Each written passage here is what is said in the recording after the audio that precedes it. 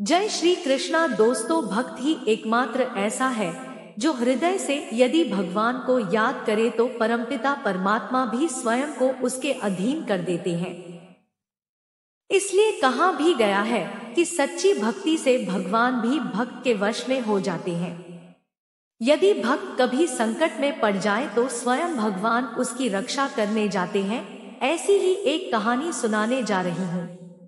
पौराणिक कथा के अनुसार एक बार की बात है, किसी नगर में एक राजा ने एक मंदिर बनवाया जिसमें श्री कृष्ण की एक मूर्ति स्थापित की, लेकिन उसकी कभी पूजा नहीं की। पूजा करने के लिए मंदिर में एक पुजारी को रखा गया। पुजारी नियम से कृष्ण जी को नहलाता और बड़ी ही श्रद्धा भाव से उनकी पूजा अर्चना करता था। राजा भी रोज कृष्ण जी के लिए एक फूलों की माला भेज देता था और जब वह दर्शन करने आता तो पुजारी उस माला को उतारकर राजा को पहना देता। ऐसा करते करते पुजारी की भी उम्र बीत चुकी थी। एक दिन किसी वजह से राजा नहीं आ सका तो उसने एक सेवक के हाथ मंदिर में माला पहुंचा दी और संदेश दिया कि आज वह मंदिर नहीं आएगा, इसलिए पुजारी उसका इंतजार ना करे। इतना कहकर सेवक चला गया। पुजारी ने हमेशा की तरह कृष्ण जी को माला पहना दी, लेकिन जब शाम हुई तो पुजारी यह सोचने लगा, माला उतारकर किसे पहनाई जाए। उसने सोचा, क्यों न ये माला आज मैं ही पहन लूं। वैसे भी मेरी उम्र हो चली है, जीवन का क्या पता कब खत्म हो जाए। इतना सोचकर पुजारी ने माला उतारकर अपने गले में डाल ली, लेकिन इतने में ही सेवक आ गया और उसने बताया कि राजा की सवारी मंदिर में पहुंचने वाली है। राजा की सवारी आने की बात जब पुजारी ने सुनी तो वह डर गया। उसने सोचा कि अगर राजा ने उसे देख लिया तो वह तो मरवा ही डालेंगे। आनन फानन में पुजारी ने माला उतारकर वापस भगवान को पहना दी। जैसे ही राजा अंदर आया तो हमेशा की ही तरह पुजारी ने माला कृष्ण जी के गले से उतारकर राजा को पहना दी, लेकिन माला पर लगा सफेद बाल देखकर राजा समझ गए कि पुजारी ने यह माला पहनी थी। बस फिर क्या था, राजा क्रोधित हो उठे और उन्होंने गुस्से में पुजारी से पूछा कि माला पर सफेद बाल कहां से आया। तब राजा की बात सुनकर पुजारी डर गया और बोल पड़ा, ये तो कृष्ण जी का है। अब तो राजा और भी क्रोधित हो गए, क्योंकि कान्हा तो भगवान है और उनके बाल सफेद कैसे हो सकते हैं। इसीलिए राजा ने फरमान सुना डाला कि कल श्रृंगार के समय राजा खुद आएंगे और देखेंगे सच में ही कान्हा जी का सफेद बाल है या पुजारी झूठ बोल रहा है। उन्होंने कहा कि अगर पुजारी ने झूठ बोला होगा तो उसे फांसी दे दी जाएगी। राजा का फरमान सुनकर पुजारी का बुरा हाल हो गया। उसने सोचा, अब क्या करें, कहां जाए। अब तो मेरा मरना तय है, अब भगवान ही मेरी रक्षा कर सकते हैं।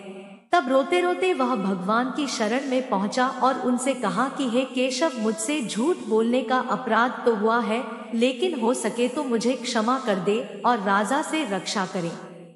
पुजारी ने कहा कि हे माधव, आपकी सेवा करते करते मैं वृद्ध हो चुका हूँ, अब आप मुझे माफ कर दीजिए, ऐसी गलती दोबारा नहीं होगी। यही कहते कहते पुजारी की न जाने कब आंख लग गई और उसकी आंख तब खुली जब सुबह हो चुकी थी। उधर सुबह होते ही राजा भी आ गया और कहने लगा, आज कान्हा जी का श्रृंगार वह खुद करेगा। ऐसा कहकर जैसे ही राजा ने कृष्ण जी का मुकुट उतारा तो देखा कि श्री कृष्ण के तो सारे बाल ही सफेद हैं। लेकिन राजा को फिर भी यकीन नहीं हुआ। उसे लगा कि फांसी के डर से पुजारी ने ही बालों को रंग दिया होगा। राजा ने सोचा कि क्यों न भगवान का एक बाल तोड़कर देखा जाए। इसके बाद राजा ने कान्हा जी का एक बाल तोड़ लिया, लेकिन जैसे ही बाल टूटा कृष्ण जी के सिर से खून की धारा बहने लगी। यह देखकर राजा भगवान के चरणों में गिरकर माफी मांगने लगा।